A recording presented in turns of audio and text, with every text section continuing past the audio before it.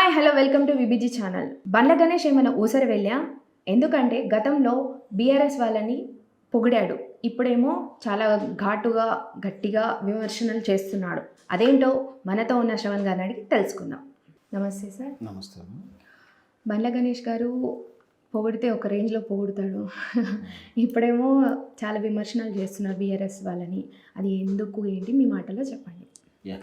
మనం గతంలో చాలాసార్లు చెప్పుకున్నాం కూడా బండ్ల గణేష్ ఒక డిఫరెంట్ క్యారెక్టర్ అని. అయితే చాలా ఫ్రాంప్ట్గా మాట్లాడతాడు. ఇది చెప్పదలుచుకున్నప్పుడు మాత్రం ఇడనల్గా మాట్లాడాడు. కాకపోతే కొన్ని కామెడీగా ఉంటాయి, ఫులిష్గా ఉంటాయి.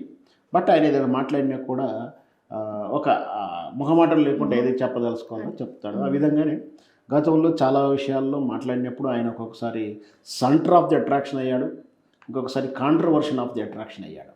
అంతే. అయితే కాంట్రవర్షన్ అయితే సెంట్రల్ అట్రాక్షన్ అవుతాడు. సో అట్లా హీరోలను పొగడాలు, స్టేజ్ మీద సినిమా వాళ్ళని ప్రమోట్ చేయడం, రకరకాల ఆయనకు నచ్చిన వ్యక్తిని ప్రమోట్ చేయడం, వీరల్ లెవెల్లో భజన చేయడం అన్నీ కూడా ఎలా విమర్శించేటప్పుడు అలాగే విమర్శించాడు. అయితే ముఖ్యంగా ఇవన్నీ సినిమా పరంగా మనం పక్కన పెట్టేసుకున్న రాజకీయ పరంగా చూస్తే గతంలో కేసీఆర్ దేవుడన్న బాగా కేటీఆర్ బాగా చేశాడు, అద్భుతమైన పరిపాలన, ఎంతో సూపర్ అని పర్సనల్ రిలేషన్స్, స్టేజెస్ షేర్ చేసుకున్న విధానాలు, నేను ఈ తెలంగాణ వ్యక్తిని చూసి చాలా ఆశ్చర్యపోయాను, ఇక్కడ తెలంగాణ వ్యక్తిగా ఉండడానికి ఇష్టపడతాను, ఇట్లా రకరకాలుగా చెప్పడం, కేటీఆర్ గారు అభివృద్ధిని చాలా చాలా సందర్భోచనాల్లో పొగడాలి ఇవన్నీ చేశాడు. సడన్గా మొన్న ఒక వీడియో వైరల్ అవుతుంది.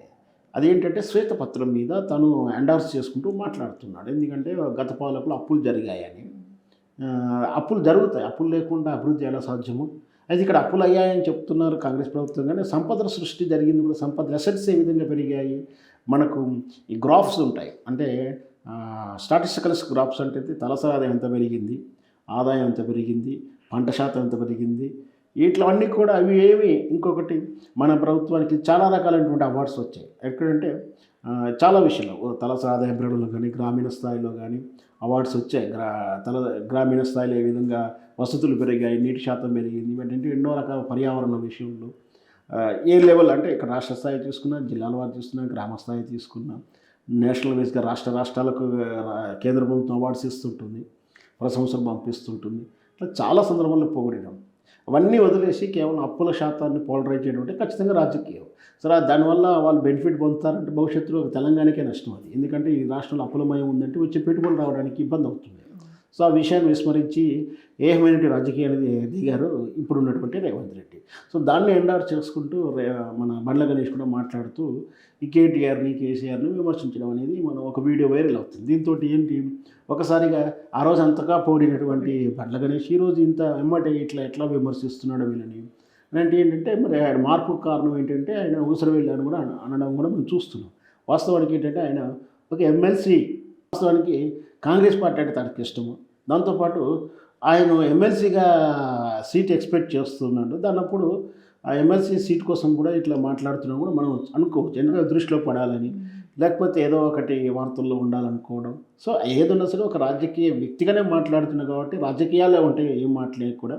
దాని ఉద్దేశంలో ఏదో బెనిఫిట్ ఉంటుంది, ఒకరిని టార్గెట్ చేయడం కానీ, ఒకరిని మెచ్చుకోవడం కానీ, అలా ఒకరిని మెచ్చుకోవడం వల్ల ఇంకొకరు తిట్టినట్టుగా ఉంటుంది. ఇది రాజకీయం అంటేనే అలాగే ఉంటుంది. సో ఆయన ఏం మాట్లాడినా కూడా తన వ్యక్తిగత రాజకీయ ప్రయోజనాల దృష్ట్యా మాట్లాడడం చూడాలి. ఒకరోజు కేటీఆర్ని పొగిడాడు కాబట్టి ఆ రోజు ఆయన రాజకీయం గురించి మాట్లాడిన అనుభవాలు ఇప్పుడు అనుకోవాల్సి వస్తుంది.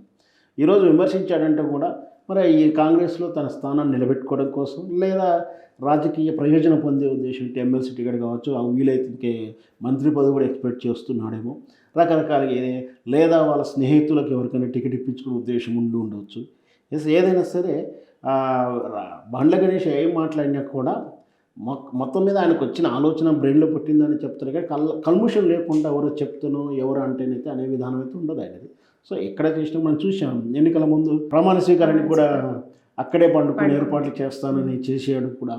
సో అట్లా తను ఏం చేసి ఎక్స్ట్రీమ్ చేస్తాడో, పొగిడిన ఎక్స్ట్రీమే, విమర్శించిన ఎక్స్ట్రీమే, కామెడీ చేసిన ఎక్స్ట్రీమే, లేదా ఆయన మాటలే కూడా ఎక్స్ట్రీమ్ లెవెల్లో చూసుకుంటారు. సో అది ఆయన యాటిట్యూడ్గా చూడాలి, ఆయన నైజంగా చూసుకోవాల్సింది. సో ఊసరవెల్లి అంటారా, రాజకీయాల్లో అభిప్రాయాలు మారడం తప్పేం లేదు. ఊసరవెల్లికి మనమైతే అండార్స్ చేయలేం పదాన్ని. బట్ అభిప్రాయాలు మార్చుకోవడం, ఆ రోజు పొగడాల్సిన సమయం కూడా పొగిడాడు, ఈరోజు తిట్టాల్సిన సమయం కూడా తిడుతున్నట్టుగా చూడాలి. Okay, thanks. Thank you. విన్నారు కదండి శ్రవణ్ గారి మాటలలో. బండ్ల గణేష్ గారు జస్ట్ అక్కడ మాట్లాడడానికి సిచ్యువేషన్ బట్టి మాట్లాడతారనేసి మనం శ్రవణ్ గారి మాటలలో విన్నాం. మరిన్ని వార్తలతో మీ ముందుంటాం.